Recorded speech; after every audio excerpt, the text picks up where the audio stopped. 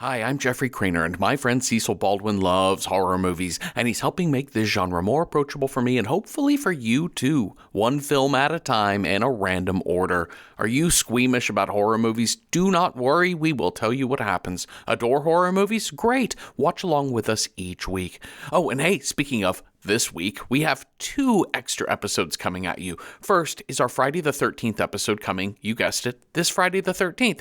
As is usual for these episodes, we're covering horror shorts suggested by our Patreon followers. Check the show notes of this episode for a playlist of those films and join us on Friday. Also, we have another live stream this Saturday, February 14th at 3 p.m. Eastern. This month, we're talking about James Gunn's Slither from 2006. This Patreon live stream is a special one because it's our annual free-for-all. You don't have to be a paying member of our Patreon to join in. You do have to be a member. Still, free Patreon members get to be in discussion threads for every episode, and they get to join us for this weekend's live stream. And our $5 Patreon members get to be part of all of our monthly live streams, and they get to help us pick the movies we watch each month. We, of course, do a random draw of all nominated films. They also get an ad-free feed of all Random Horror 9 regular episodes. So, join up on Patreon. Join us this Saturday, February 14th at 3 p.m. New York time as we discuss Slither from 2006. That's at patreon.com/randomhorror9. Okay, all of that is later. Let's talk about today's episode. As always, check the show notes for content warnings about this week's episode discussion and film. This week, we randomly rolled a 3 for ghosts and a 3 for 1990s. Here is episode 308.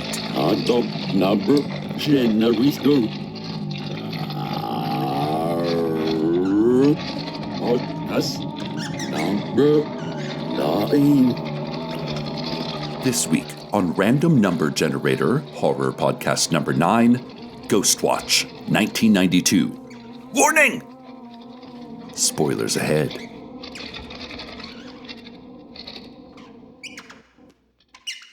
All right, so if you're into that sort of thing, here's a nonfiction book rec for you. Sociologist and media scholar Neil Postman wrote Amusing Ourselves to Death back in 1985. It's a critical analysis of television news and its effects on society's ability to prioritize information. I'll add that this book was a huge influence on me and my love of media criticism and even the structure of this podcast, because in that book, Neil Postman has a killer intro that just puts everything that follows into perspective. The spoiler for that opening chapter is this. Postman, writing in the mid-'80s, says that we have spent far more time focused on the authoritarian dystopia of 1984 and not enough time learning from Brave New World. In Brave New World, the government does not need to control us with an iron fist because we have the opioid known as Soma. We have the addictive game of centrifugal bumble puppy. We have television, though television hadn't been invented when Aldous Huxley wrote that book.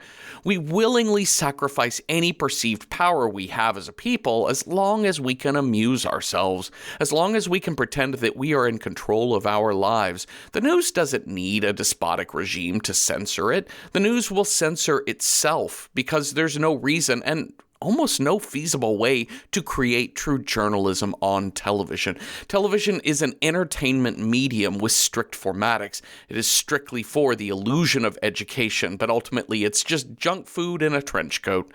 I feel like I could do an entire episode on Amusing Ourselves to Death, but I'll just wrap it up by saying that 1992's made-for-TV Halloween special, Ghostwatch, is a perfect companion for Neil Postman's masterful critique of telejournalism.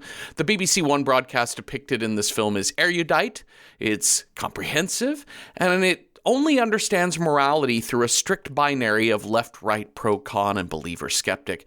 Creator Stephen Volk brilliantly depicts these shortcomings in televised journalism. Between the forced argumentation from the ghost skeptic Emilio and the goofy man in the streets reporter to the stoic, trustworthy anchor, we've got a 60 minutes level faith in these so-called journalists to do a great job. But ultimately, all they're doing is stirring shit up while pretending they're nobly investigating an important story. Neil Postman might say, true all of that, but at least it was ad-free. Hi, Cecil. Hi, Jeffrey. Who's your all-time favorite television personality or talk show host? Oh, dear. I don't know. Talk show host. Listen, I really enjoyed the Rosie O'Donnell show when it was on. Okay. Just because it I don't know, it was her just unabashed joy of Broadway, I loved. She was like one of the few people who actually like put Broadway shows out for a nationwide audience. And it was hella gay, even though we all went, no, Rosie O'Donnell isn't gay. Right. We all knew what was up. We knew what was going on. That's true. You're right. I do remember that about Rosie O'Donnell's show of like actually talking about Broadway shows. Yeah. And not just talking about them, but like being a fan of them. Yeah. Because it wasn't just like, oh, let's look at this hot new musical Rent that swept the Tonys. It's actually like she's making reference to things. She's being a fan of things. She's talking to. She's having like Broadway stars on her show as well. Yeah. Yeah. And I remember, kind of being a kid growing up in Tennessee. It was like you had to wait until the Macy's Thanksgiving Day parade to see something like a Broadway number being performed, and only if you got up very, very early in the morning. Yeah. Oh, that's good. Yeah. I definitely, as a kid, I was really addicted to Geraldo. I don't know why. I just would watch like in the 80s and I don't think I made it to the 90s, but like in the late 80s, being like a stay-at-home kid, latchkey kid after school, being like, this shit's fascinating because I think I mostly liked it when he had episodes about ghosts, people who had ghost encounters. I'm sure he did. That was all spooky and funny and weird. And I remember being really, really excited for his Al Capone Vault special. Oh my! I was literally going to ask you. I was like, "Did you watch the Al Capone Vault special?" In which they kind of found nothing. They found literally nothing. It's just like an empty box. Yep. Truly, truly amazing. A metaphor for daytime TV has never been more pronounced. But yeah, all of those like late night. I remember Larry King was a big thing in our household too. Like late night, like news conversation. We were more a Larry King than a Charlie Rose household. If that was going to be on. You know what? I do have to say, honorable mention to James Lipton inside the Actors Studio. Oh, sure, absolutely, yes. I never have seen that show. I'm fully aware of it. Really? I know it by osmosis, but I've never watched Inside the Actors Studio. I watched quite a lot of them when it was on and in like kind of in its heyday. And now you go back and you watch clips and you're like, oh, this is so adorable. That's so nice. This is so great. All right. Well, we watched Ghostwatch, which I think neither of us had seen before this, right? No. I have to say I was, okay, so this was a bit of a I think we kind of threw ourselves a curveball with this one because we had 90s and ghosty. Yeah. Ghostly. You know that feeling when you put in the VHS, because I'm forever 16, when we turn the movie on and you're like, oh no, is this going to be a dud? And for like the first 20, 30 minutes, I was like, ugh, okay, I hope we do something here. Yeah. And then honestly, by the end, I was impressed, Jeffrey. I was too.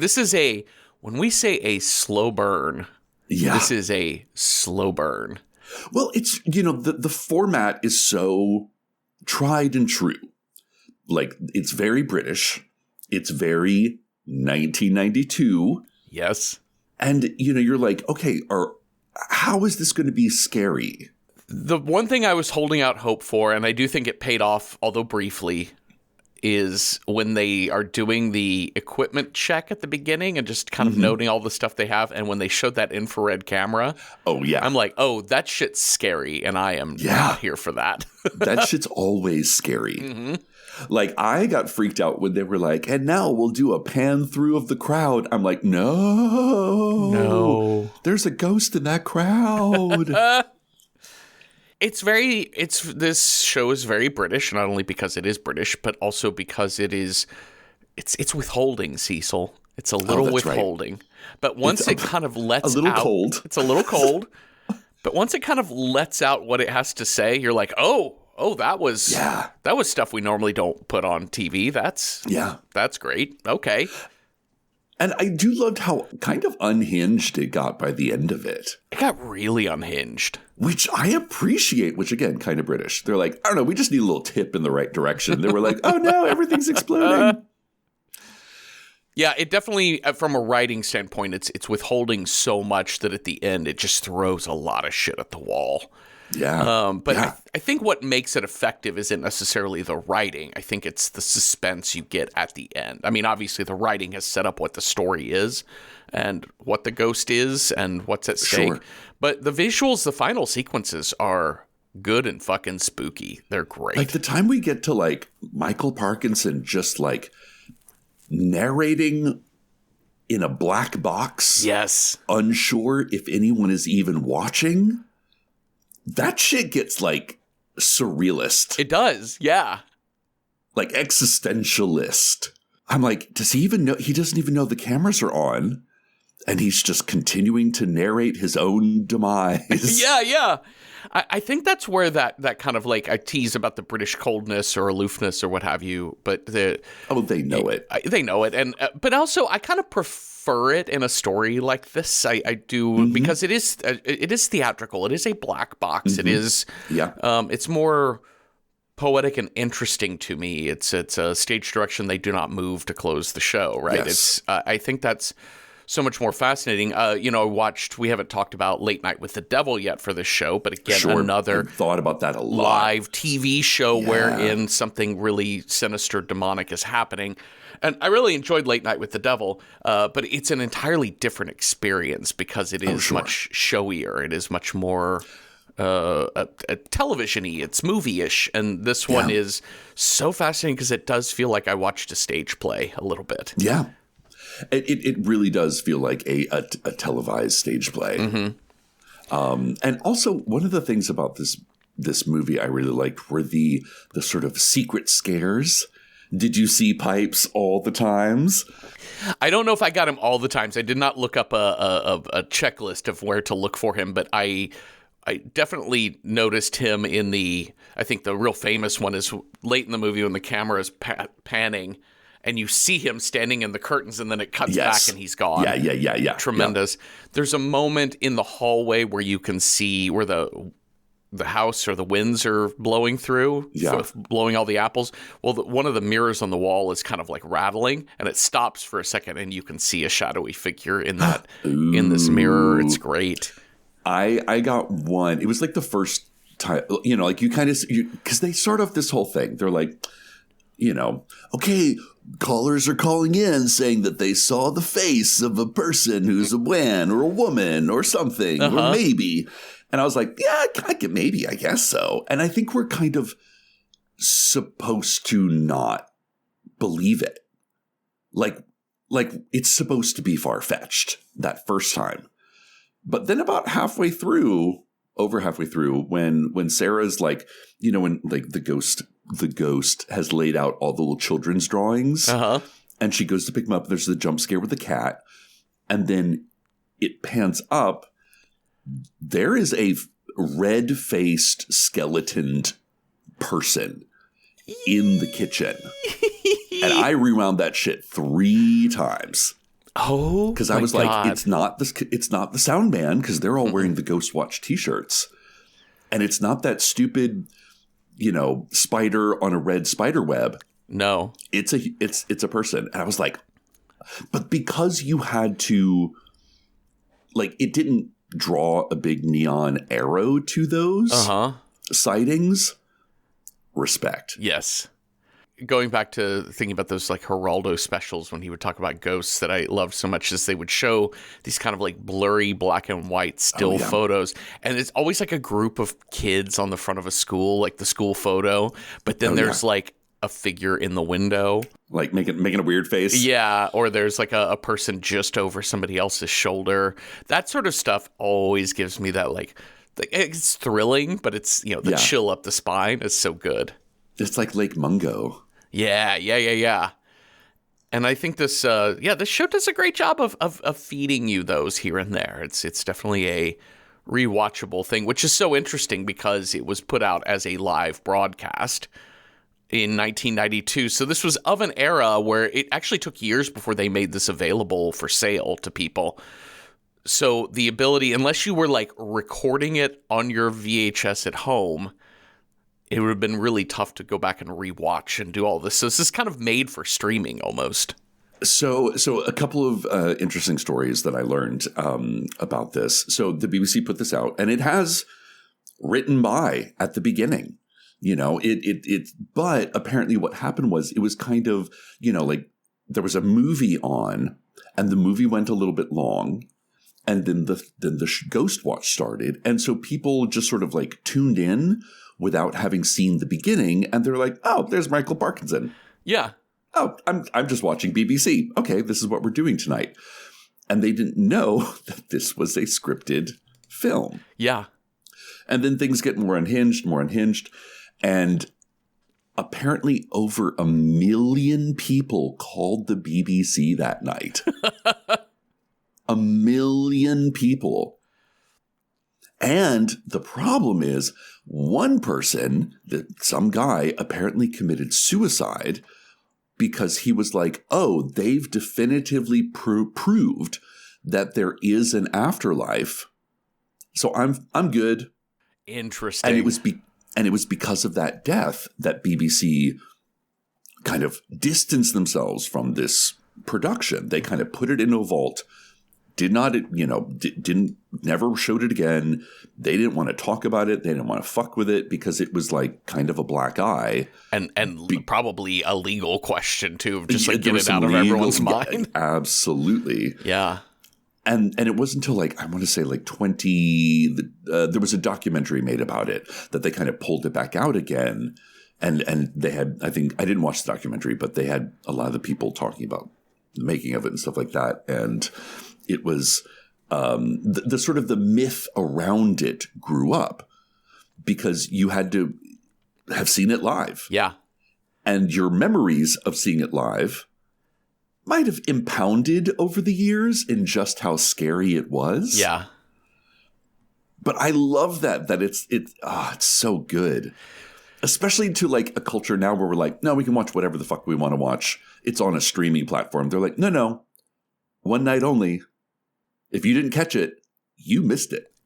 This is also a really good time capsule of what a lot of TV talk show or like longer form news talk shows could be like. News magazine. Yeah. And so I think this is really fascinating because like the first hour, what carries you through that first hour is the intrigue of the ghost. And there's little bits of like scares and fake scares and things like that. Yeah. But ultimately, we're just watching a TV event. And that was one of the things about the Geraldo Al Capone vault thing is that we're watching him live go through all of this. And there's a possibility it's going to be fake. Not fake, but like nothing's going to come of it. And there's something about having the live event of just like, let's see how this plays out.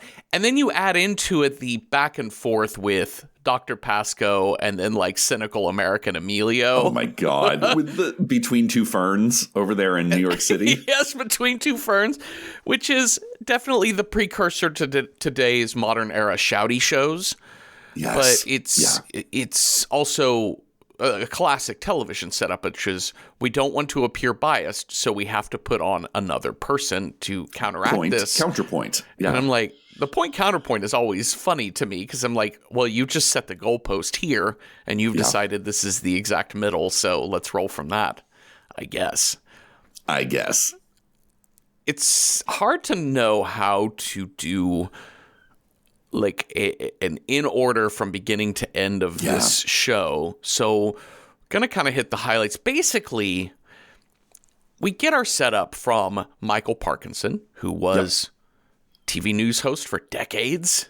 He seems like a Walter Cronkite kind of guy. Yeah, just absolutely old man in a tie and suit and just the most trustworthy face of the BBC you could possibly imagine. The most neutral you could possibly be. That's right. No, we know he tells the truth because he has no personal opinions of his own. Like, he just wants the show to run smoothly, get the news out on time, and call it a night. One of the most alluring lines he opens with this, it's just, if I hear a TV show start with this, I'm going to be intrigued, which is, there's the program you're about to watch. Some viewers may find disturbing. And I'm like, in. Count me in. Like, tell me less. Say less. But we open with this footage from earlier this summer at this house on Foxhole Drive. That these two girls sharing a room. We'll learn that these are Suzanne and Kim. Kimmy and Suze. Suzanne is the middle school one, and Kim is the younger one, right? Yes. Okay, gotcha. So Suzanne seems like 13, 12. Yeah. And Kim is like 10. Yeah. 9. But they hear banging on the walls. At one point in time, this is important, Suzanne gets up to go to the bathroom. Oh, yes. And there is banging on the walls. And she comes running back in, and then there's like stuff flying at them. But already, as you know, if you've listened to this podcast before, we're like, it's nearly impossible to make a true found footage horror film. Mm-hmm. Because even this, it's like the camera sort of zooms in to a certain point, and I'm like, I don't think cameras can do that. No. I don't think you can do that. No. But it's like obscuring part of the room. And even modern day HD, big hard drives to store all this stuff, even modern day like CCTV footage is oftentimes kind of grainy just because the amount of storage you need. Sure. And so yeah. To add into the idea that you could like zoom in is a little crazy. But yeah, it's essentially like it culminates with the girls screaming. One of them is screaming, "Don't touch me," and then the lamp on the bedside table explodes. Yeah. It's kind of a good effect. That's and a good Mom effect. sort of is like, "Get out, get out." And then we get synth music credits for the Oh BBC. my God, I love it. It's the synth music credit. It's also the like, we're here live on the street, and all the like the BBC intro of the like the lights turning on, and then sort of like people going, like this sort of beginning of a news program, BBC style. Yes. I was like, oh, this is so adorable. Such an innocent time, the 90s. We've already talked about Michael Parkinson is there, but he also has in studio with him essentially like a paranormal researcher, like a scientist named Dr. Lynn Pascoe. She's our Mulder. Yes. She's our like, I want to believe. Yeah. And and she has actually studied this family with these two girls and their mother, Pam. She's actually done some research on them at her university. And Dr. Pascoe has written books on this whole thing and even put out some footage of some of their studies. But all of the seriousness of Dr. Pascoe, and we're going to cut to, we also have our man outside the house to talk to various people. We got Craig Charles. Oh, Craig. Craig, he must have been another BBC face. He's an actor, but he also has done TV stuff. He is just kind of like an all-around guy. His real name is Craig Charles. I knew him from Red Dwarf. Of course. And Of course, yes. I'm going to, not to get canceled here, but Red Dwarf was a show that the moment I saw it on TV, I was like, nope, time for bed. Oh, yeah. I don't think I've ever watched any of Red Dwarf. It was a little too far afield for me as well. But yeah, he's like your goofy bro. Yep. He's even wearing an NFL jacket, which cracked me up. up. I noticed. Yeah, I was like, so what? Interesting. What was fashion in the 90s? Did it have a Tweety bird on the back of it? It had a big Taz. Yeah, sure. Yeah. But he's making jokes. He does some impression of some British person that I have no fucking clue who he's doing it. But everybody seems to find it hilarious. Yeah. And he's riling up the crowd. He's our lovable, personable guy talking to the audience. Yeah. He's your guy with bits or whatever. Like he's going to be the one that, and it makes sense because in this production, there's a good chance there's going to be nothing to see. Right. And so you need this counterweight to... You need to fill some time. Yeah, and you need a counterweight to somebody like Michael Parkinson, who is very serious and all of that. And then we also have reporter Sarah Green. Who is a real reporter. Fun fact, so they had a couple of different options for which BBC kind of TV personality was going to do this. You know who almost did it? Joanna Lumley. Oh, interesting. Absolutely fabulous. I knew she had a very long career, but I was like, can you imagine if it had been Joanna Lumley in this thing? Holy shit. It would have been I so love her good. so much. Well, I love that they went with an actual TV personality here for Sarah Green, like an actual newsy, talk show type of personality. And then she actually is married to Mike Smith, known as Smitty. Oh, my God. I love it. And Mike Smith is back in the studio, and he's running the phone bank. Yes. And is he? Is he? I don't know. I had a lot of. I was like, what do you say you do around here, sir?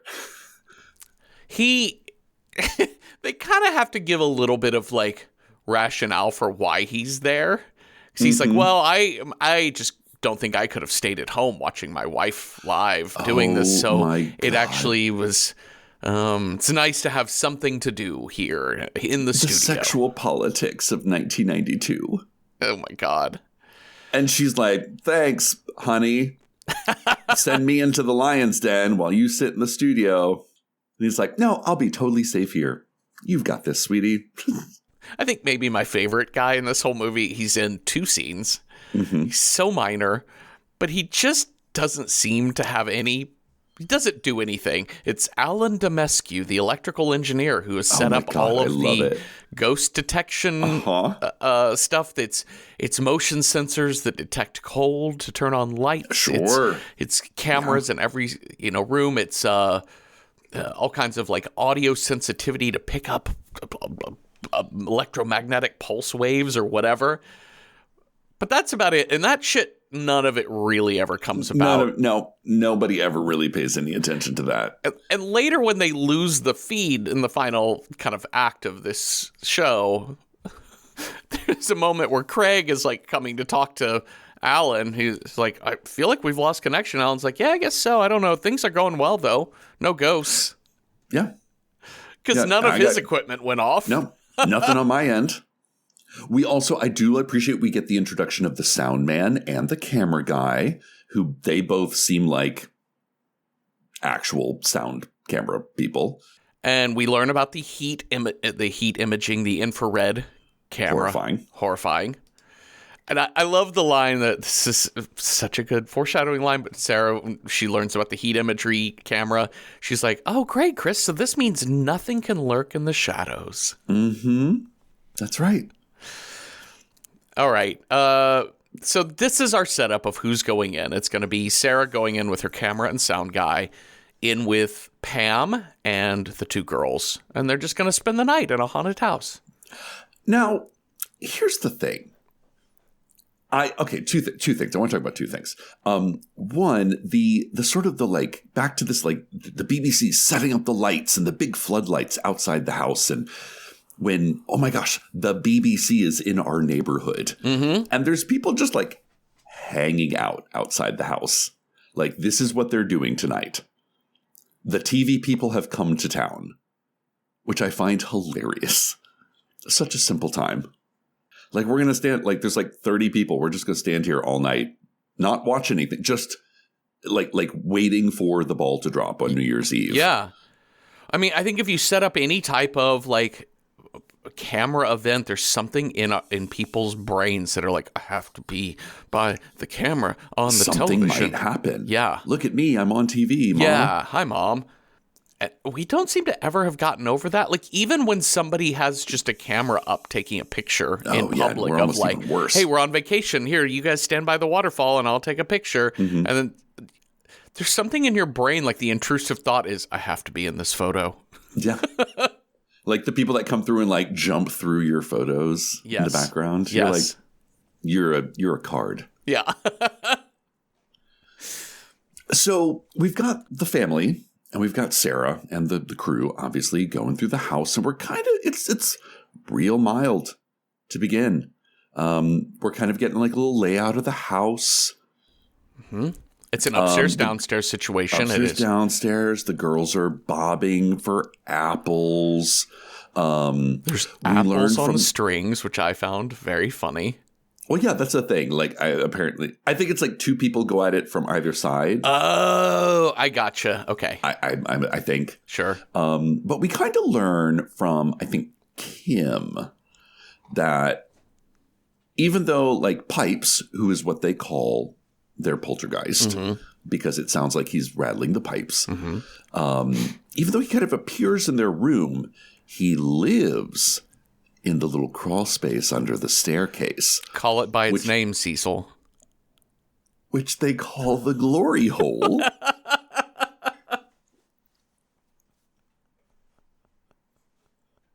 I'm sorry, ma'am. Come again? I was so distracted by this. I know that glory hole must have had a normalized pre-gay term, but what that is, I don't know, because it has been fully supplanted by the little hole in the bathroom that you stick your penis through. Yeah, and then there's cat noises coming from, right? And then cat noises. That's the classic glory hole. So, like, if you're ever in a bathroom and someone's going meow, meow, ignore the foot tapping. If somebody's making cat noises near a glory hole, you're in for a good time. Yeah, because their face is getting ate by hungry cats. That's it. The only version non-hole in the bathroom wall version of glory hole I've ever heard of is it's an oil drilling term. Oh, and you can guess what it means, right? When you find the oil, you get the glory hole. You find the glory hole. You're like, we discovered we're now billionaires. Yeah. But I do love a locked door that's like boarded up. I was like, this show is not going to end until we get to see what's in that room. I can already tell you right now. We're going to start taking some callers. We get Emma from Slough. From Slough. Emma from Slough. She's like, hey, I noticed in the opening footage, there was someone standing by the curtain. They look like they're in a black dress. They're like, oh, wait, can we go back and rewatch that? Yeah, it'll take a few minutes for our studio to set it up. And they eventually do. And it's interesting. There actually is kind of a figure there in the first take, but then not in the second one. Yeah. So already they're like showing you what they're saying is the same image. It's not. Yeah. Fuck with my mind, Daddy. Fuck with my mind, Daddy, BBC. Yes, online shopping is quite literally at our fingertips, but that doesn't mean it's always simple to buy. Whether it's trying to remember one of a million different logins so you can actually place your order, or getting almost all the way through checkout before realizing your card is nowhere near you, there are many hiccups that can get between you and placing that order. Which is why it's such a relief when you see that purple pay button that has all of your information saved, making checkout as simple as a tap of your screen. That iconic purple shop pay button is why Shopify has the best converting checkout on the planet, meaning less carts going abandoned and more sales going to you. Shopify is the commerce platform behind millions of businesses around the world and 10% of all e-commerce in the US. From household names like Thrive Cosmetics, Gymshark, and Allbirds, to brands just getting started. And they're not just great at converting sales. If people haven't heard about your brand yet, Shopify can help you find your customers with easy-to-run email and social media campaigns. And they have world-class expertise in everything from managing inventory to international shipping to processing returns and beyond. Tackle all of those important tasks from one place, making your life easier and your business operations smoother. See less carts go abandoned and more sales go with Shopify and their Shop Pay button. Sign up for your $1 per month trial today at shopify.com/realm. Go to shopify.com/realm. That's shopify.com/realm. Hey, do you want more Random Number Generator Horror Podcast number 9? Well, check out our Patreon, patreon.com/randomhorror9. You can join for free and take part in discussion threads for each and every movie. And for $5 a month, you can join us on monthly live stream episodes where you get to help us pick the film. And not to mention, you get ad-free regular episodes too. So consider becoming part of the Random Horror 9 community. There are so many great discussions both in the live streams and on the discussion threads. So check it out at patreon.com/randomhorror9. Do it for $0 or do it for $5 if you like. You know, whatever floats your boat. Boo. And they're going to get more and more callers. You know, Mike, Smitty's going to keep reporting about the number of people calling and saying, yeah, they're seeing this figure back there, and they're kind of going to give more and more description as to what people think it looks like. So let's talk about Pam and the kids. Yeah. The way it started was about a year ago, back in 1991, and it was one of the girls, they were going to bed, and they thought Mom had come up to tuck them in, and then realized it wasn't Mom standing next to the bed, and they started screaming. Creepy. And Pam said, I just thought maybe, it was just like a bad dream, or they just like some panic or whatever, but then it happened next to me one night. Yeah.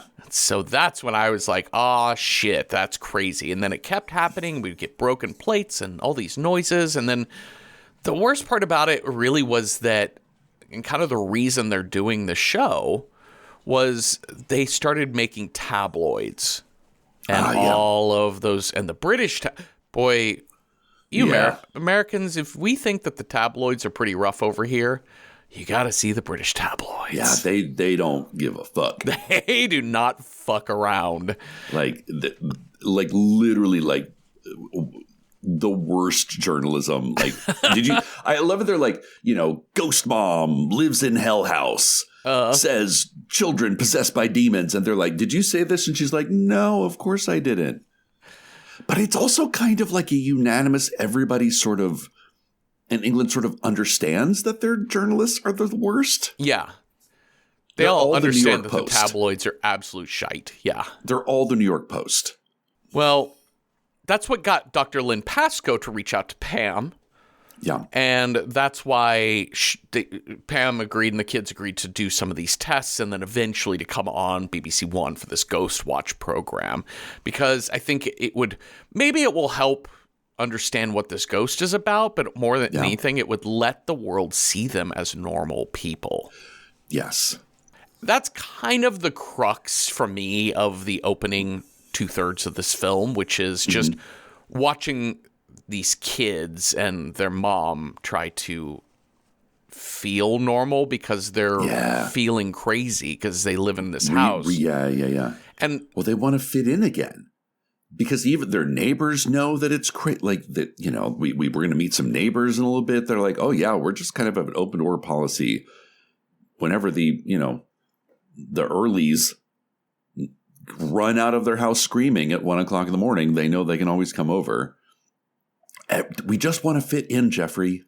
We live in a suburb of London. We just want to fit in. Relatable. And I think one of the character beats throughout this show that I really love with Dr. Pascoe is that her first response, even to Michael Parkinson, is he's like, how do you respond to the things she says about what's going on in her house? And Dr. Pascoe is like, well, I believe her. I think that's an important response to somebody saying something that may sound implausible to you, is to believe them because you can tell that they are upset by what they're experiencing. Yeah.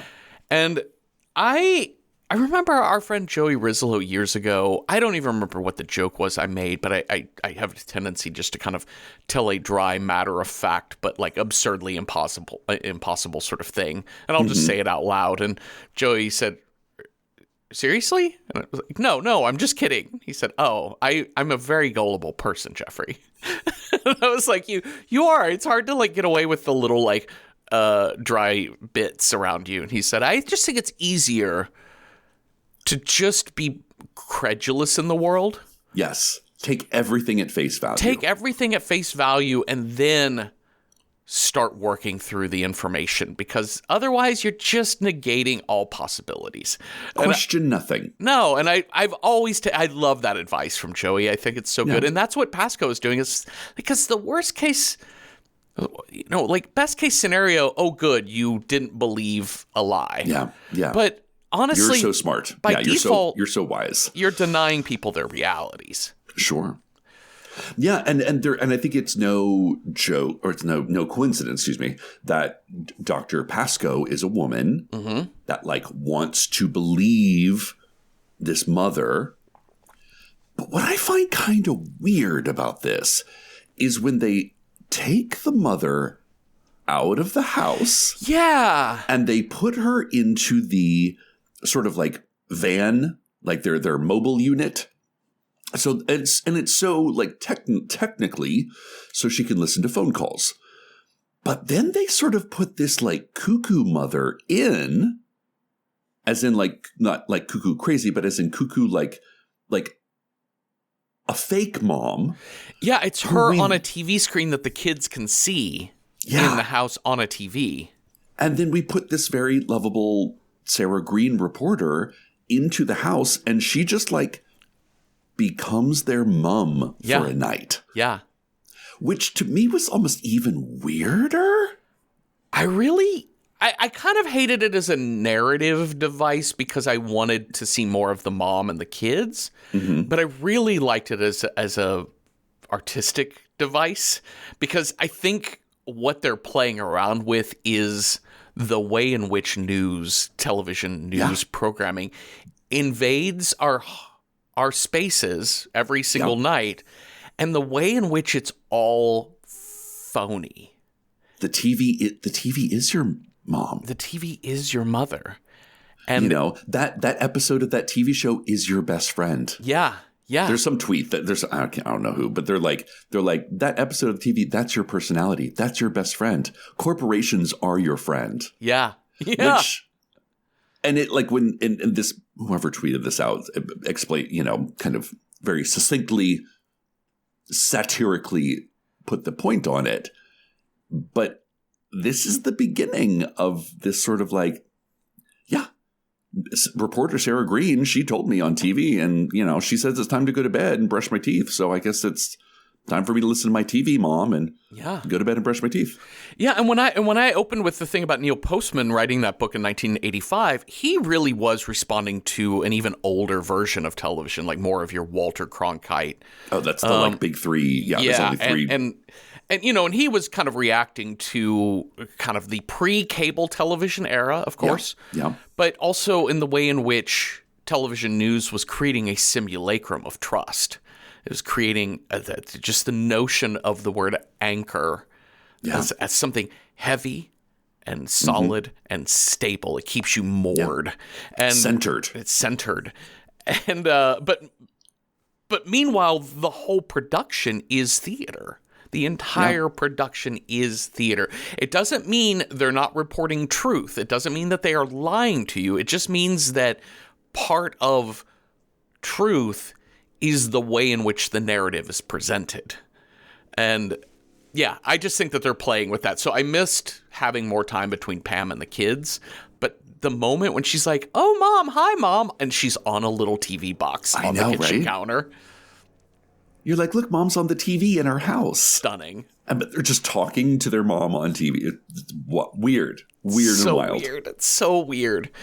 So a couple of things is that before Kim talks about her relationship to pipes, right? As you know, as Mom is telling their story, Kim says, "Yeah, I know what he looks like. Like I know what Pipes looks like. I drew a picture of him. Here's this picture."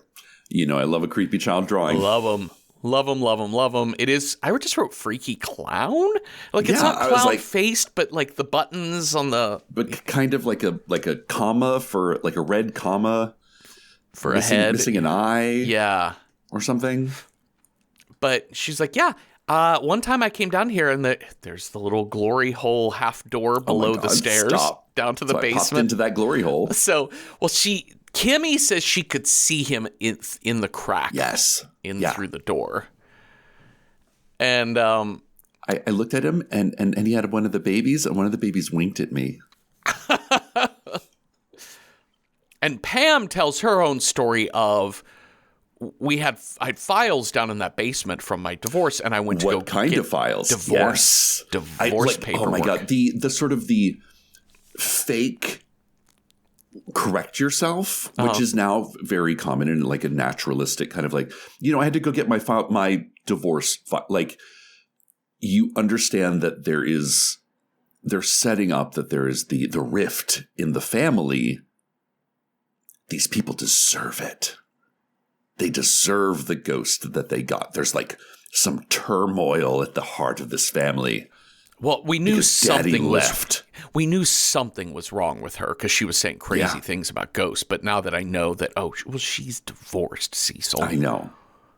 It is kind of like watching him.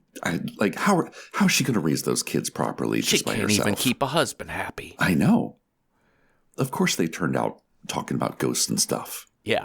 But it's that like she wants to hide it. Yeah. But she also kind of wants to give the whole story. That's a dynamic kind of character setup. And Pam had tried to go down there, and then when she was coming back up, the door slammed shut. The glory hole door slammed shut, and she was trying to get out, and it felt like somebody was holding it.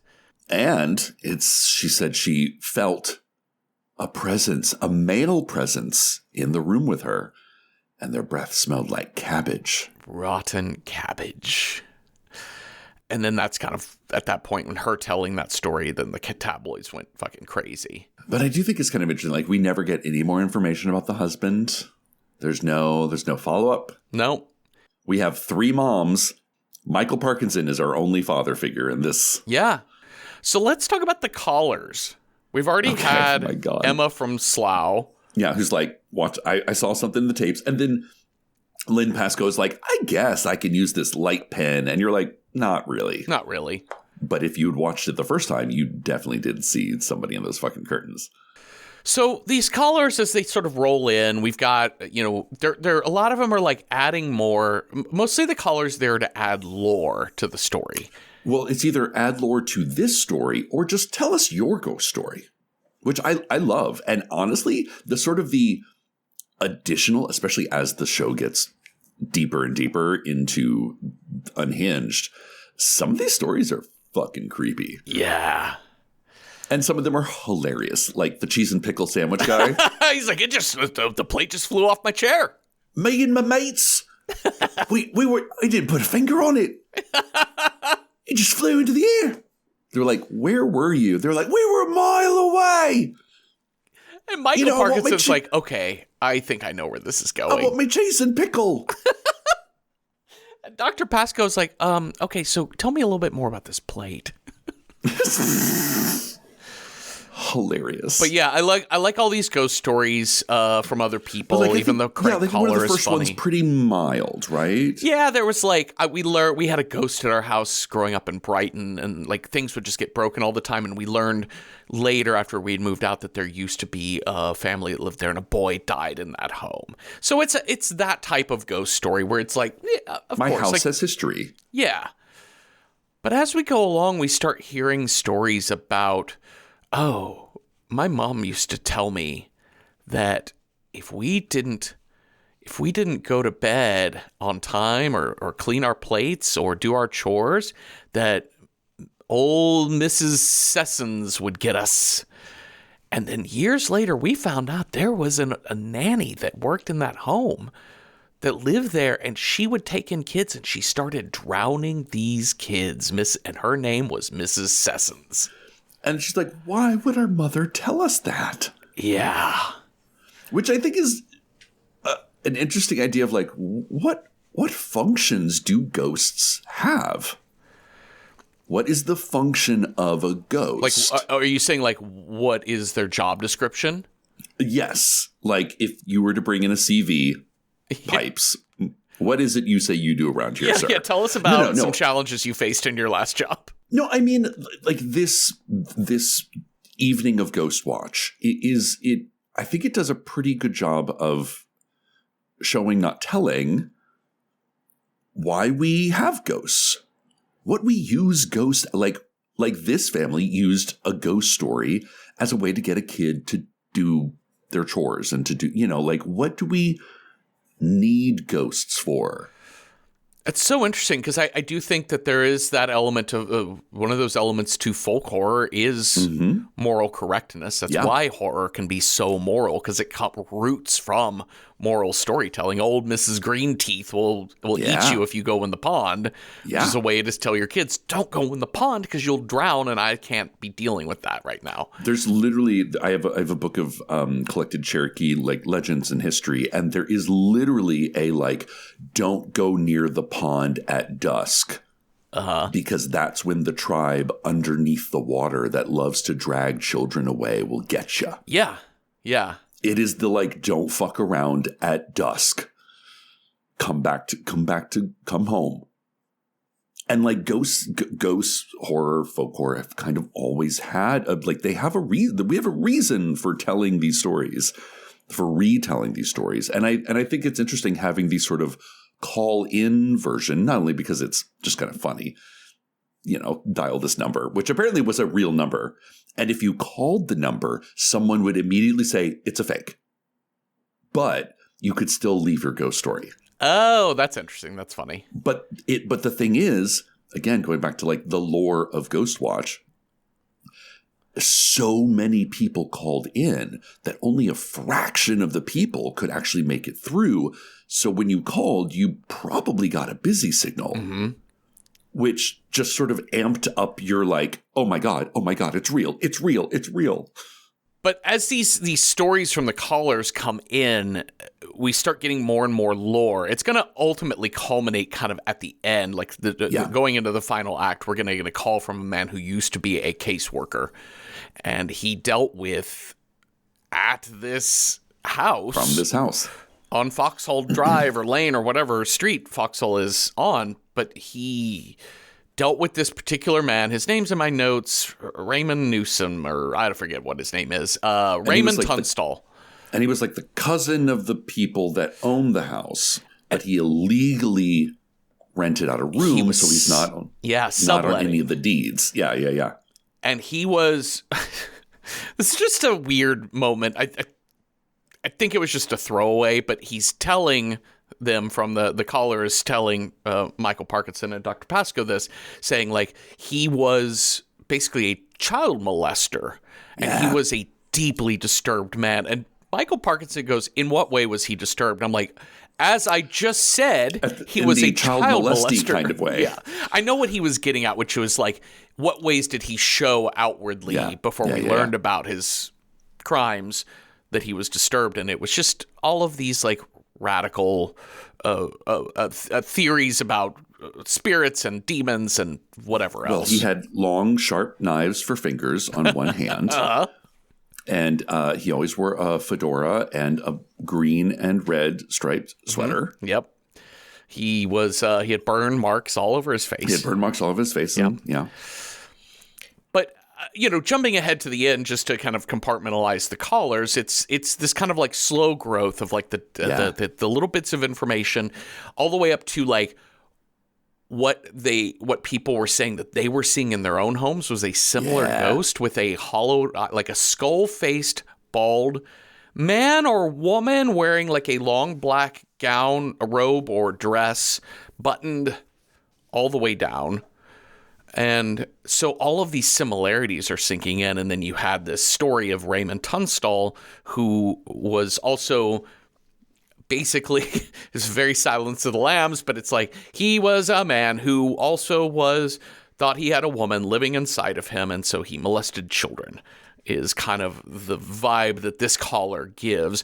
Though I would also say that we had the Mrs. Sesson story too. And there's some drowning imagery happening. She was a midwife. Yes. But she would take the kids and then drown them. Yeah. So there is this question as like, is the ghost exactly what this caller says he was? The only reason I think that it's meant to be that is the fact that every time those girls interact with that ghost, it ends up with like, he's touching me, he's hurting me. Oh, yeah. And so it's the language around child sexual assault. Yeah. That I think, but it also could be a thing where like maybe the ghost is broadly poltergeists that all take similar forms in everyone's home, but they're all separate. I don't know.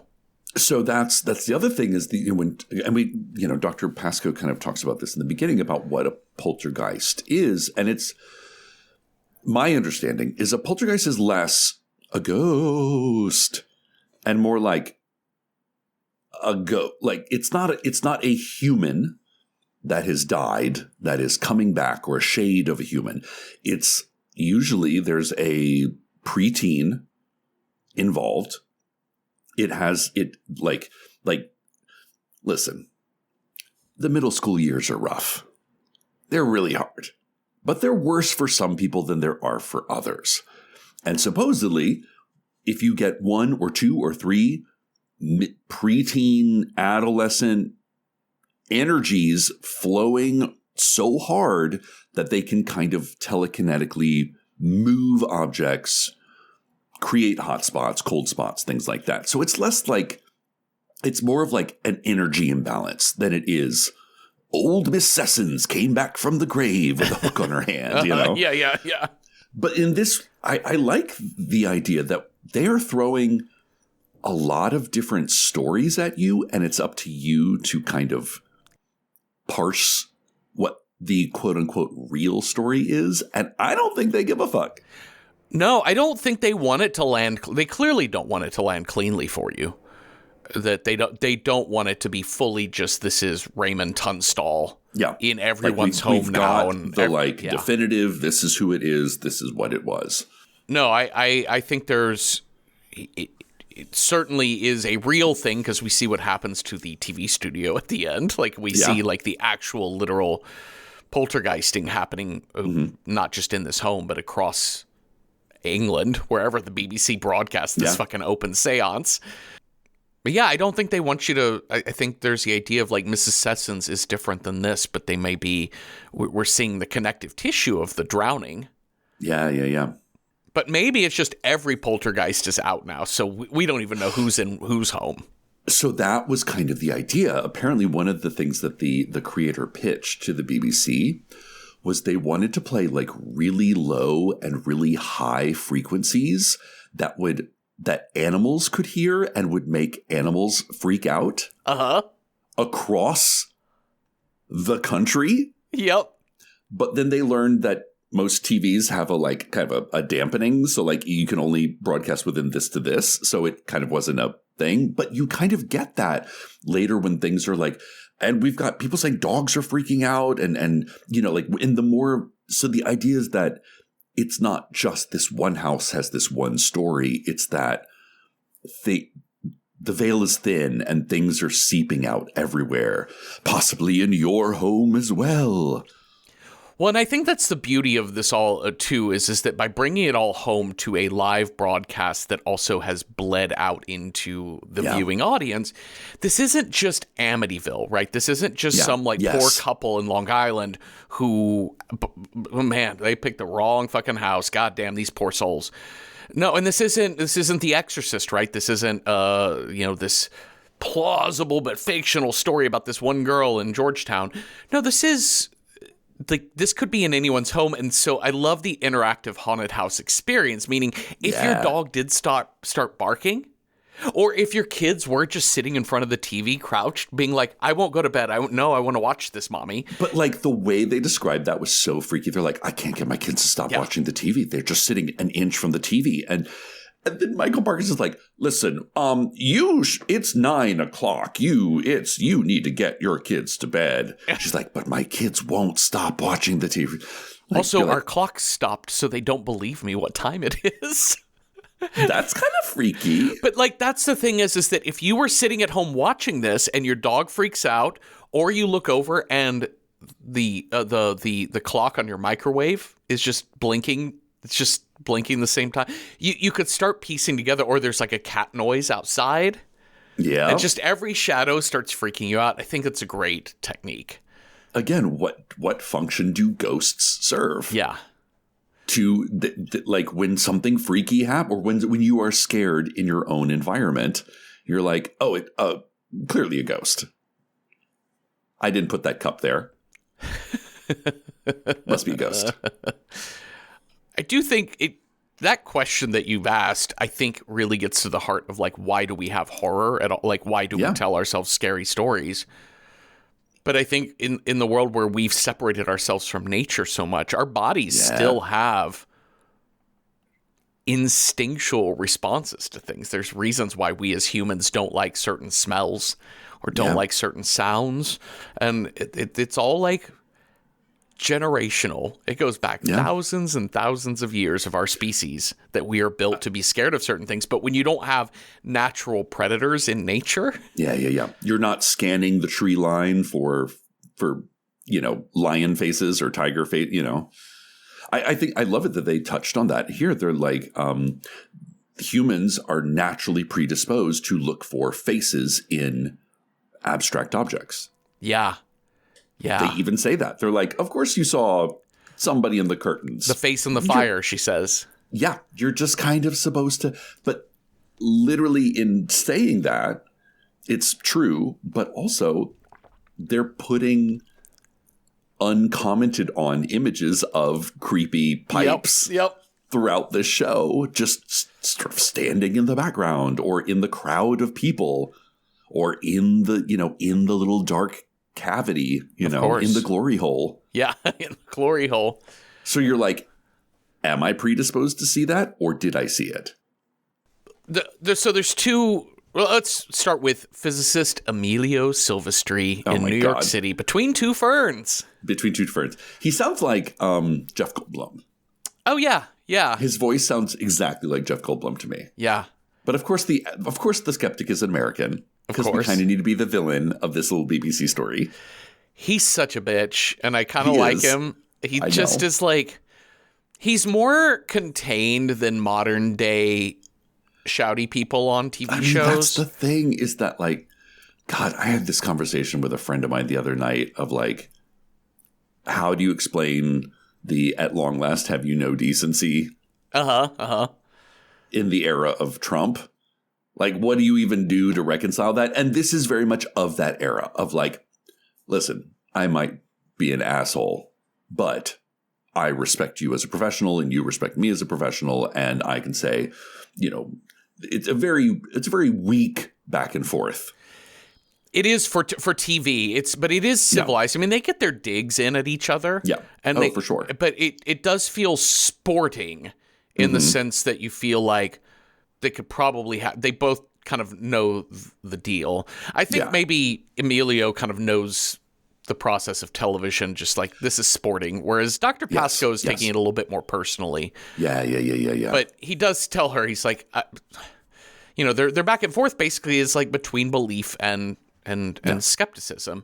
And she's like, you just joke about this stuff because you're too afraid to face it. But I like her comeback, which she's saying none of this is provable. And she says, but show me like falling in love or poetic inspiration in a lab. You can't. There are some things that you cannot just prove. Recreate. Yeah. You're like, make love happen in a bottle.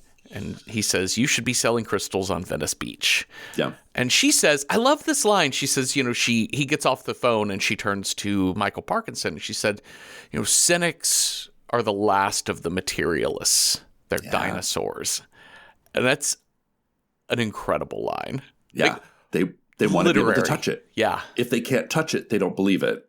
Also, in conjunction with Emilio, we have kind of the other side of that, which is the non-believer but believer, which is Sarah, who tells her own story about a ghostly encounter while staying at a friend's house. I don't quite remember her story. What was her story? I can't remember this one. So she's staying at some friend's country house. Right. She hears noises in the night and gets up, and then right in front of her face there was that's right. Indian woman. Yeah. Country of India. She kind of like looks around and then fades into the distance. Yeah, it's like an exotic dance sort of thing. And she's made up and she's got, costume elements of Indian dance on. And she tells the story the next morning and then learns that this house used to belong to the Viceroy of India. And he had 2 concubines who died, and he was unable to acknowledge their existence, so he had to bury them in his garden. And there were people saying we should try to dig up their graves, but ultimately she learned that they had no plan to dig up this garden. So she went back up to the bedroom and she says, it's all okay. No one's going to dig you up. And she said, then it got peaceful in that bedroom. Oh, thank God this white lady is like, no, You're okay.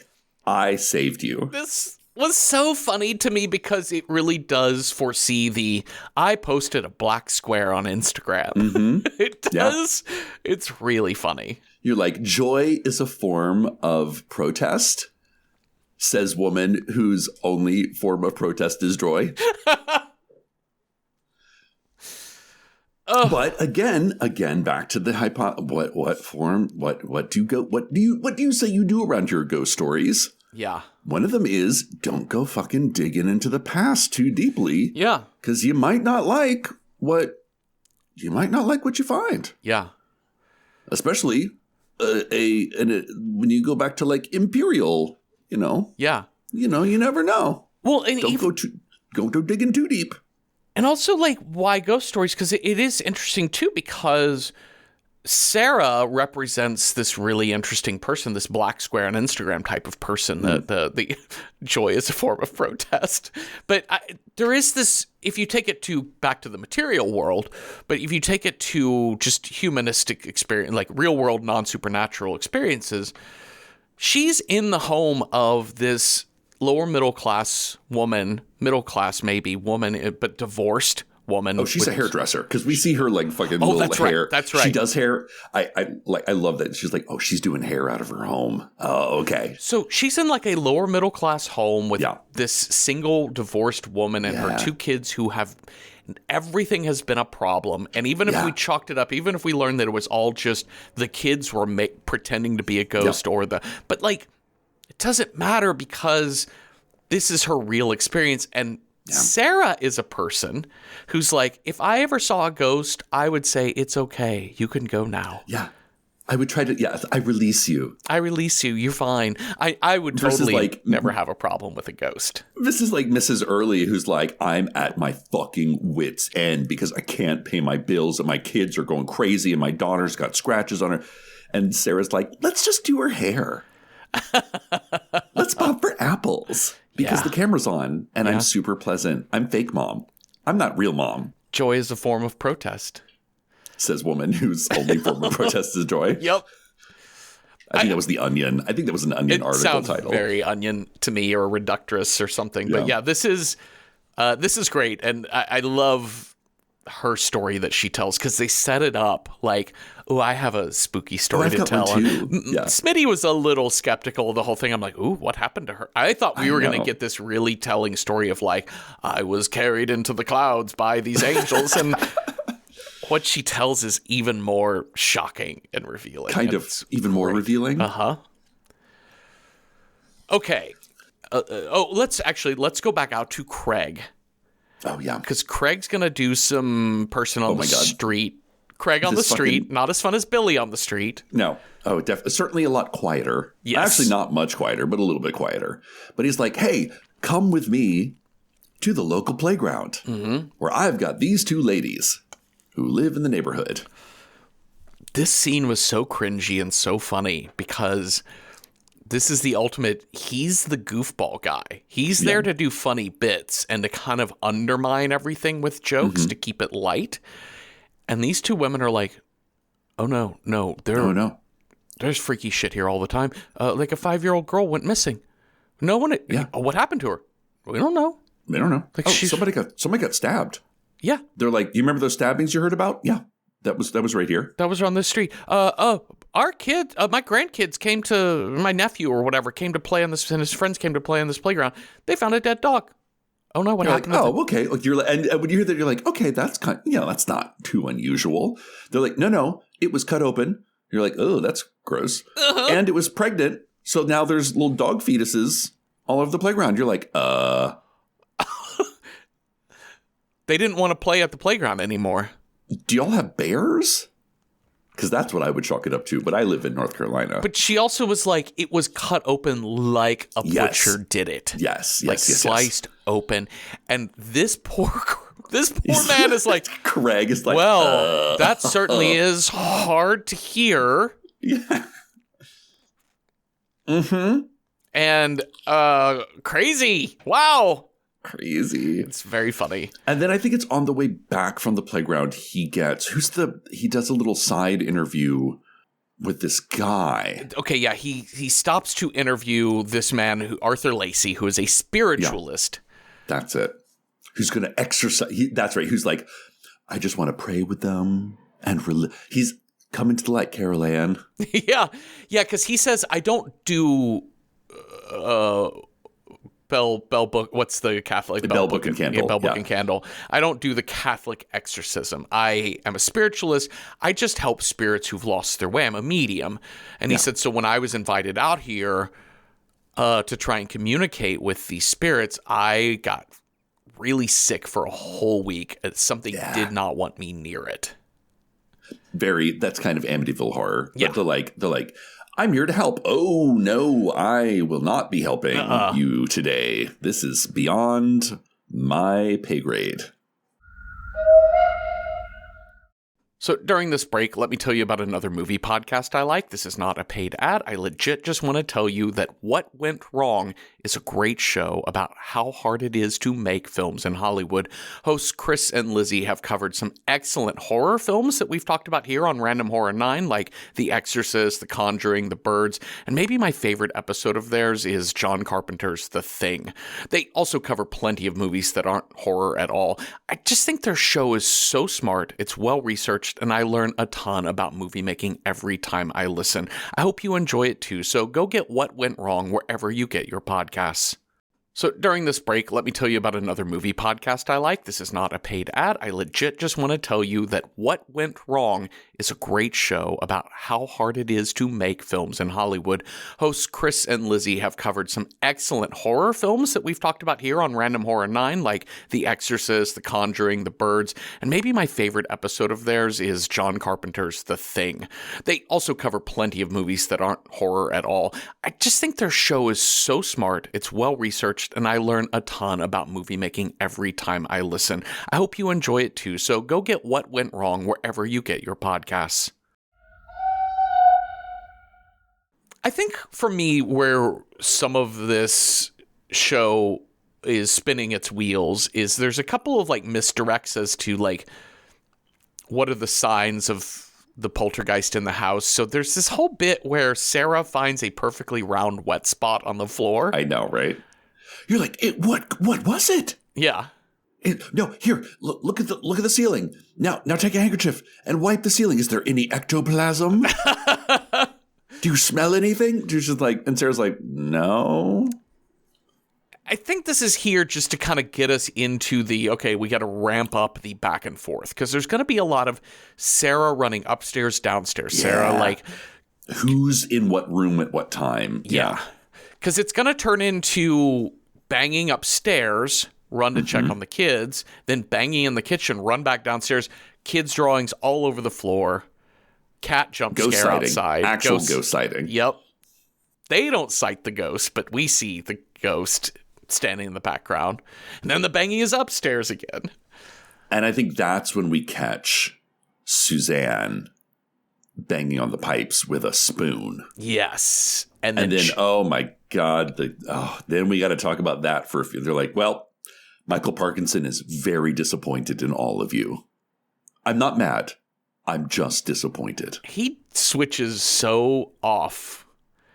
This is the funny news anchor thing where he's like, well, we have definitively proven that this is, and I'm like, that's terrible journalism, sir. Because you have an expert saying, no, what sometimes can happen in a situation like this is that when the media coverage churns, people want to fulfill what the media wants it to fulfill. So even though there might have been a real kernel of truth, and I think that, and again, like what this TV movie is kind of touching on is like, what does the media do?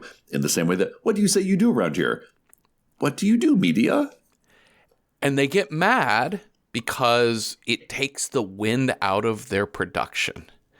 It's a little bit like if you're doing a play, let's say you're doing your one-man show, and then suddenly somebody in the audience has a coughing fit, like a really heaving bronchial coughing fit, and has to leave the theater.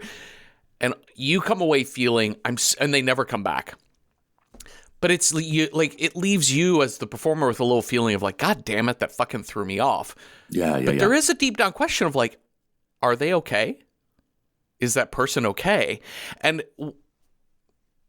that's kind of a minor version of this, but Michael Parkinson is really, his character of Michael Parkinson is really upset because it's taken the wind out of their narrative sails.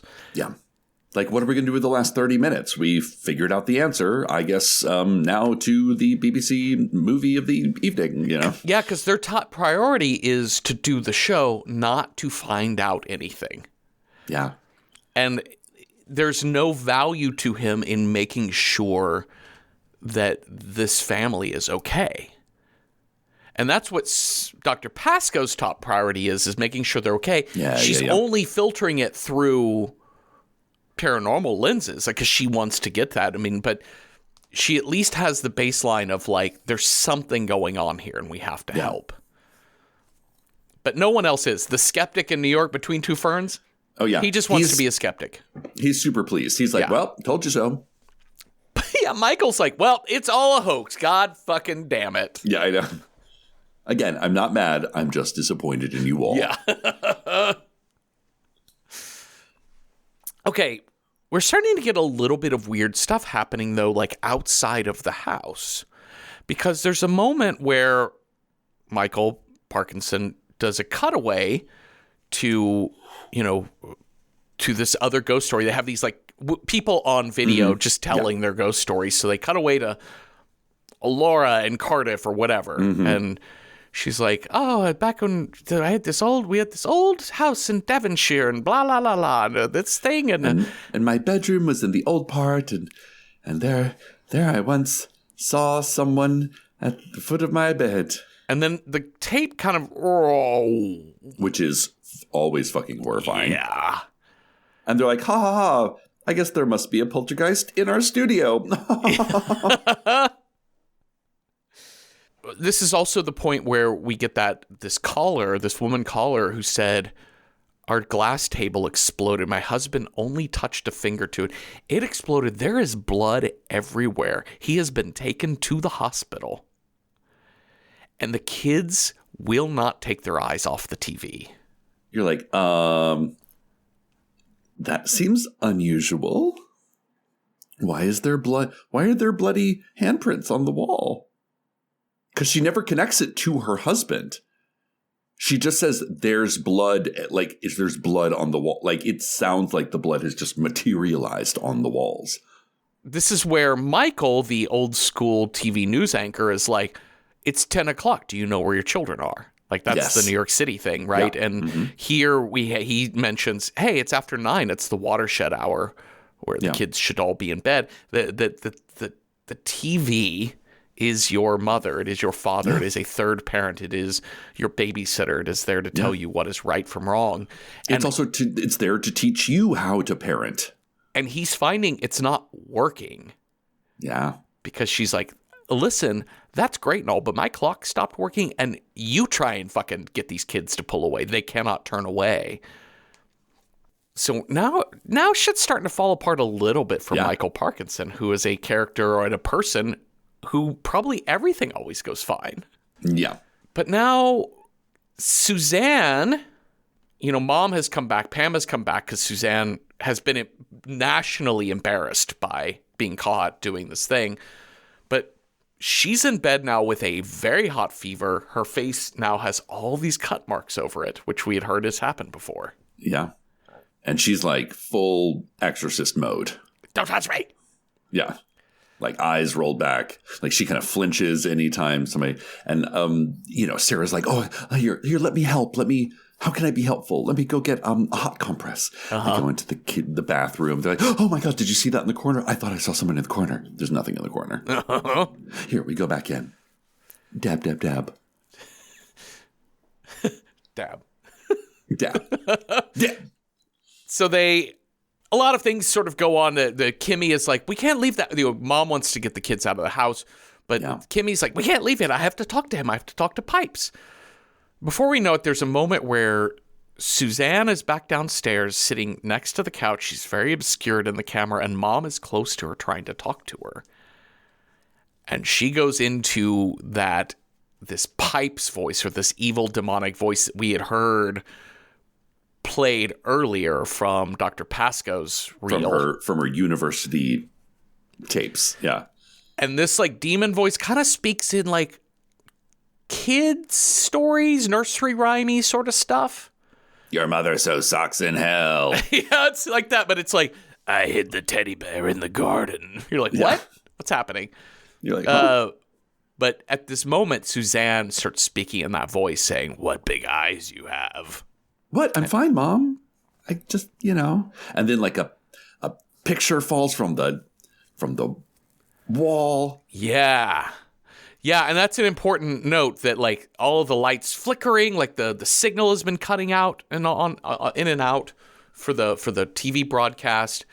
But yeah, there's a moment where the picture comes off of the wall in all of the shaking and quaking. Plot point. Sarah is desperate to find Kim, and she cannot find. Oh yeah, Kim has disappeared. Kim has fully disappeared. So later that night, they're in a darkened house. The lights are still kind of like flickering off and on. Sarah finds water just running in the sink in this dark kitchen. Kimmy's little toy bunny is like drowned in the flooded sink. And like the eyes have been pulled out of it. She finds Kimmy hiding behind the fridge, and she's like, Pipes told me to do it. He was a bad, bad bunny. Here are his eyes. And she's holding 2 little plastic eyes. It's the freakiest shit a child can do. I know. Basically, all hell is going to break loose here because we hear loud-ass cat sounds coming from behind the glory hole. The cat sounds were a little cheesy. It was somebody pushing buttons on their sound effects machine. And Sarah and her sound guy pry the boards off of this door. They cannot get the door open. It is fully locked. And they're like, maybe we can pry it open. But then all the cat sounds stop. And the door just creaks open. And we see a figure in there briefly. Oh, but there's fully a ghost in there. But then suddenly the mirror that's hanging on the wall next to it crashes down onto Aiden, the sound guy. And then I think this is the moment where it does something really interesting. In that it kind of like zips. Is it this? Like it kind of zips out. Like the camera feed sort of like, and we're like Michael Parkinson being like, what's going on in there? And then it goes back, and then they're just like, it's Sarah and the 2 girls. Yeah. Coloring books in the living room. Yeah, so the after we see the sound guy's head kind of like cut open and laying unconscious on the ground, all of the whole signal cuts out, and so they have to throw it to Craig back out in the streets. And Craig's like, oh, God, we're on? Oh, yeah. And he's just interviewing Alan, the electrical engineer. He's just like chatting. Yeah. He's got to it's just him vamping. And then he realizes the light's not on anymore. I'm off. Oh, fucking BBC. Leave it to them to not know what they're doing. And also the sound crews they're like kind of rummaging through the sound equipment. Like they're trying to get shit back up and running again. But what's great that this flip from we've seen things mess up, and then it's just like hard reset to lovely Sarah sitting with the 2 calm girls. Yes. In the and her sound guy next to her. And we saw his head cut open. It's really disconcerting. Because again, it's like, what did I just watch happen? Mm-hmm. Because this does not match that. No. Are you lying to me, television? Could the TV lie to you? The TV is my friend. It can't lie to you. Look, it's showing me a thing, so that has to be real. This TV show is my personality. What am I going to do if the TV lies to me? Does that mean my personality is a lie as well? back in the studio, Parkinson is saying, like, hey, we have too many calls. All of this, none of this is, just stop calling. None of this is real. She's like, no.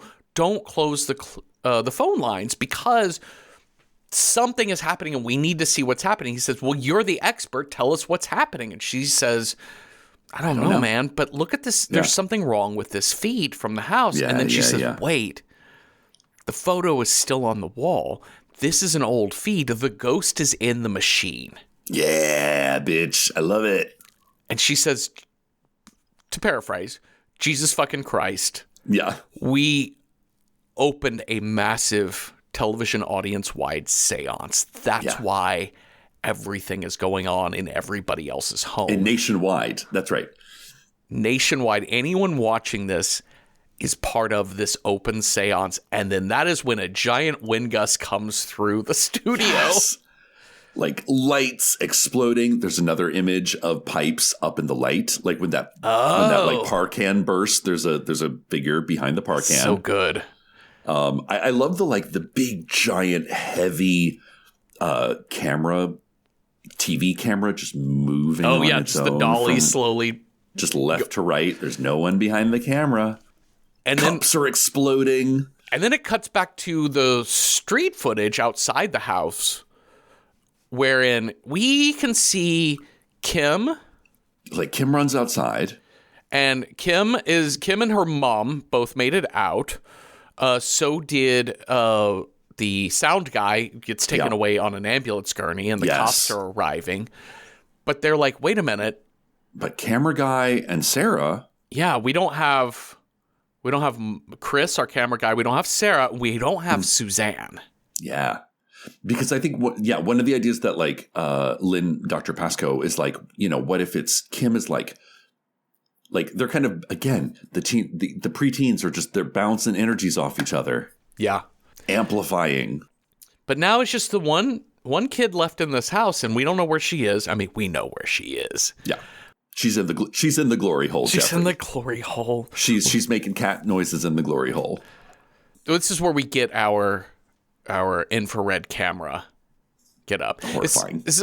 It's a beautiful shot because the camera is on the ground on its side. Yeah, it's like just on the It's a second to process what we're looking at. I was disappointed that at no point in time do we get a figure in the background of. I wanted to see a real jump scare. As an American, I needed a full like rah at the screen. Well, yes. Well, I think I was really impressed with this movie because in a lot of, where horror is now, it's like, here's a presented, very quiet, staid image. Like Hereditary is one where you're like, look, I am focusing on something in the foreground and then something in the background will move. And that's your jump scare. Yeah. This is not that. No, it is playing on, you are waiting for that. And what makes it scarier is how long it keeps you waiting. Yeah. And it's, I said one of the scariest shots in non-horror to me is the camera angle from the passenger point of view looking at the driver of a moving car. Sure. Because I'm like, I want to see the road. I want to see the road. And that's this whole 3 minutes or whatever we cover here is like, please turn on the fucking lights. I want to be able to look around. She lights some sort of, he says lighter. That fire is large though. Yeah. It's like, man, that's putting out a lot of heat. That Zippo. It's quite a torch. But they find it, but they, somehow the lights come back on or they get a flashlight back on, I think. Yeah, they get flashlights. But we hear Suzanne crying out from behind the glory hole door. And Sarah just cannot get it. They cannot get it open. Suzanne's like, he's hurting me. He's hurting me.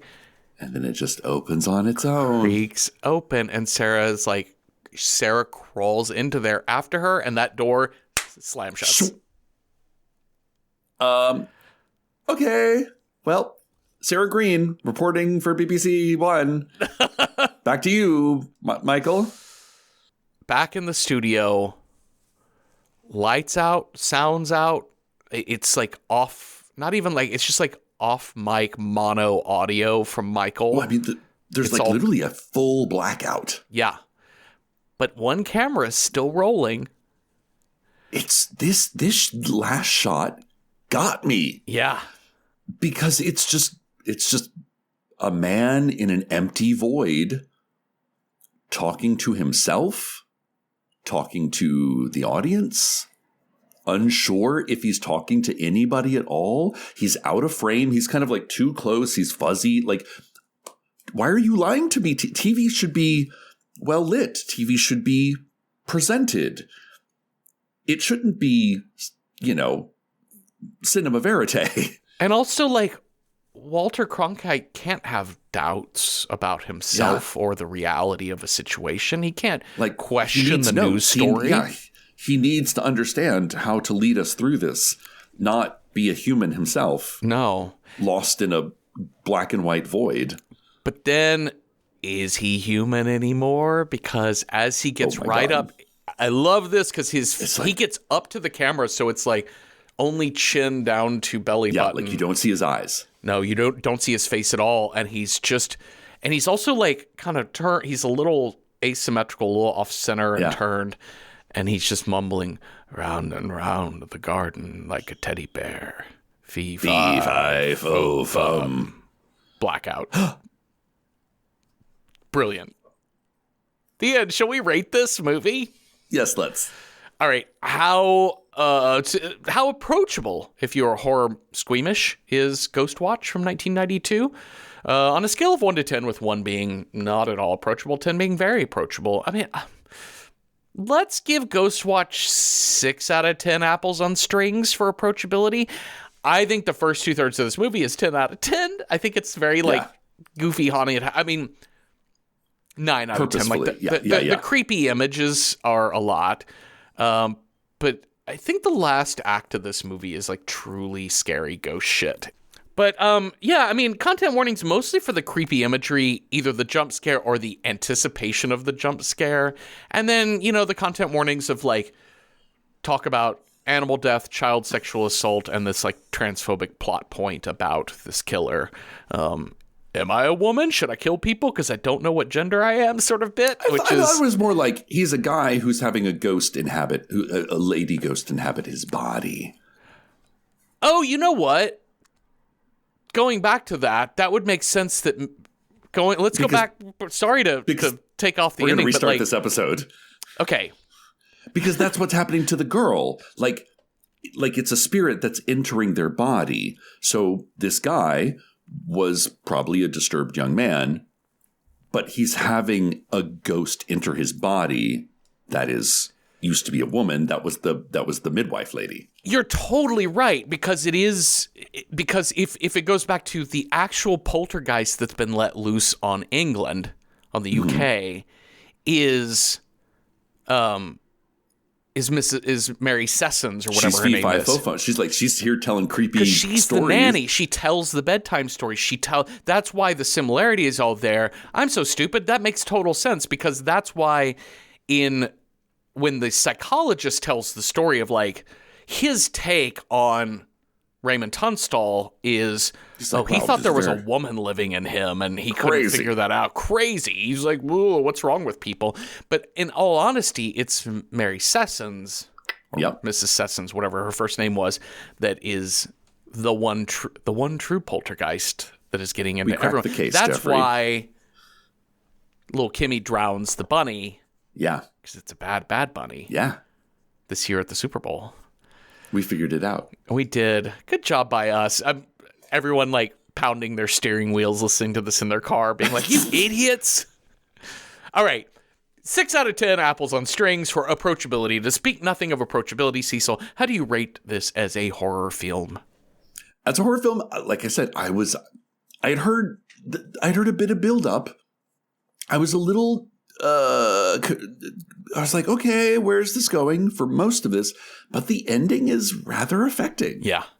For all of its like lo-fi, low special effects, zero blood. Uh-huh. It kind of sticks with you for a minute. And so, you know what? I love a good old-fashioned ghost story. You don't need to have crazy special effects, I would say 7 out of 10 Bad Bunnies. Well, let's figure out what movie we are going to watch next. You've got a scare die. I've got a style die. We will roll those up and see what movie matches those two things. Cecil, on your scare die, if you roll a 1, our next movie scares technology. 2, vampire. 3, mythological scare. 4, a wild card. 5, a psycho killer. Or 6, cursed. That's a 3. Cecil, Baldwin. I'm not doing this on Mary, purpose. if you roll a 3 one more time, Mary Sessons is going to come to your then house. We're going to Las Vegas, Jeffrey. She's gonna Cecil Mary Sessons Baldwin. I didn't do it. It's the woman who lives in my stuffed animal. Watch me roll a fucking 3 again, too. Let's see here. All right, we're going to match your mythological scare with the style that I roll. If I roll a 1, our style is based on a true story. 2, it's got to have a 5-word or longer title. 3, it's got to be a movie from the 2000s. 4, a movie in Espanol. 5, a bottle movie. Or 6, a horror comedy. All right, let's see what our mythological roll-up here is. I got a 1, based on a true story. Oh, mythological. Interesting. All right, so we wrote a couple down, and then we also have a Letterboxd account. We're at Random Horror 9 on Letterboxd, and you can see all of the possible die roll movies we've come up with, and then leave comments for movies we might be missing. So, listen, here are the first 2 that came to our minds in writing this down. We got one good one, and then I had one maybes? Yeah. A maybe? One is The Mothman Prophecies. Hells yeah. I've literally not seen this movie since, again, seeing it in a $1 movie theater. 3 months after it came out. 6 months after it came out. Yeah, Richard Gere and Laura Linney. Laura Linney. Deborah Messing. Alan Bates. Wow, Will Patton. Will Patton. It claims to be based on actual events that happened in the 1960s. Or is this is Appalachian, right? Because it's Mothman, right? Is this like West Virginia or? I think it's West Virginia. Okay.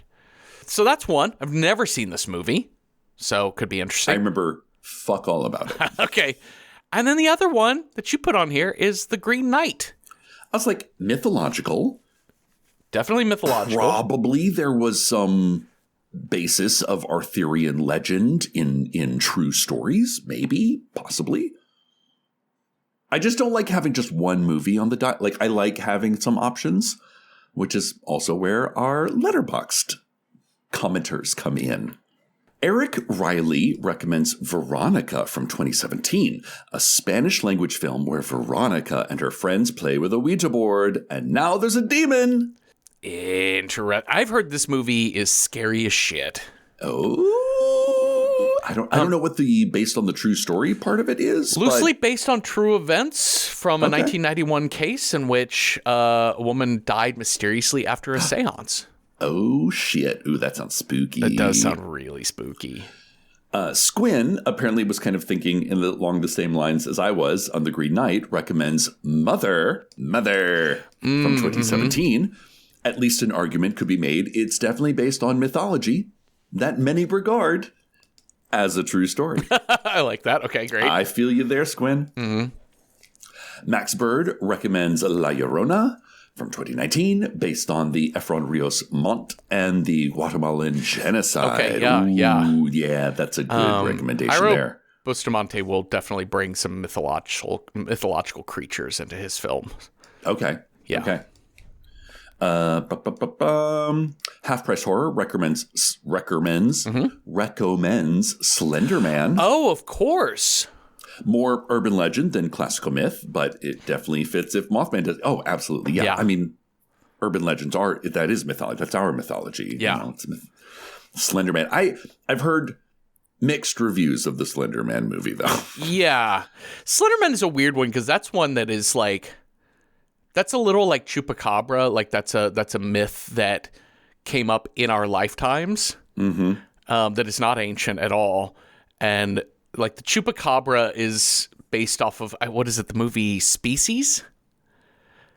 It's essentially I think Chupacabra came from someone watching a horror movie and being like, I saw it. It came from a comedian actually telling a story, and he created the language chupacabra, which had played around with. Eventually, another girl talked about a lot of their goats had died on their farm, and then she described the creature, and when she described it, she described the monster from Species.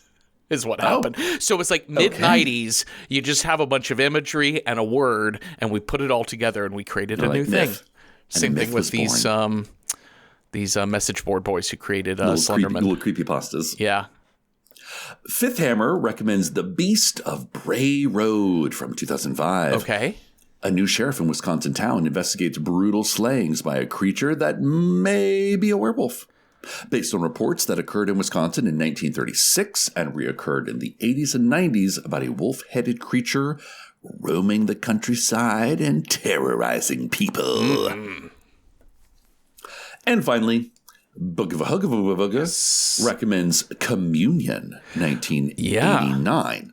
The mythos of flying saucers is, in their opinion, a central piece of American mythology.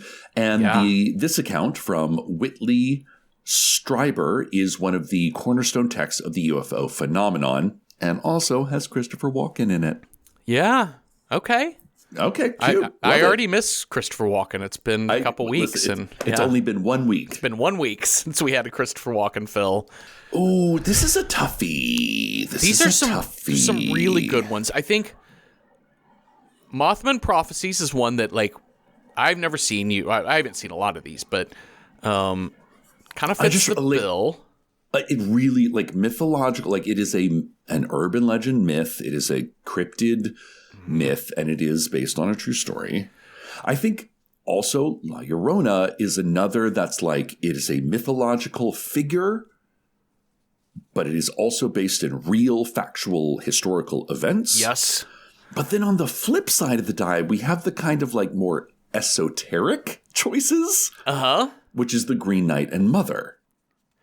We also have one other that I'm really fascinated with, which is just an all-out fucking supposedly very scary movie, which is Veronica. It's Veronica. Of whether or not, like, how scary do we want our movie to be?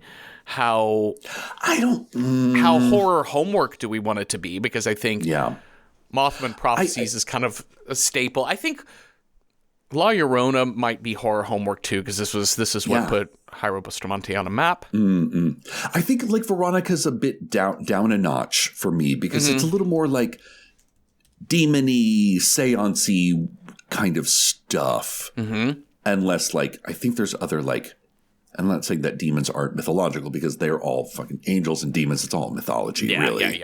Yeah. But yeah, I think I'm more intrigued by this other grouping over here. I agree. Okay, yeah. That makes total sense. I mean, I've been really interested to see La Llorona for a while. I've not seen it. For whatever reason, I watched Rita, which is his second feature, before I've watched La Llorona. It could be a thing where we learn some things too. We're going to have to learn about Guatemala. We're going to have to do some research. So we there's also that. we also still have Espanol and Espanol on the die. We still have Espanol. Remember when we watched Fire in the Sky and later we were like, oh, you know what? We thought we were getting communion. Yes. I think that. So there's a possibility that we could jump on to Bugavahugava's thing about doing communion. That could also not be very good, but I don't know. Or not very scary. I don't know. Because maybe we should just watch La Llorona. I think like those were the two of the like based on a actual true story. Yeah. Mythological figure. Or the esoteric. Do you want to talk about Bible shit, which we kind of did last week? Or do you want to talk about Arthur legend shit? Yeah.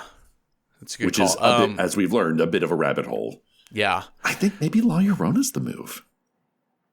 Yeah, because I think Slender Man is going to be like kind of a cheeseball of a movie.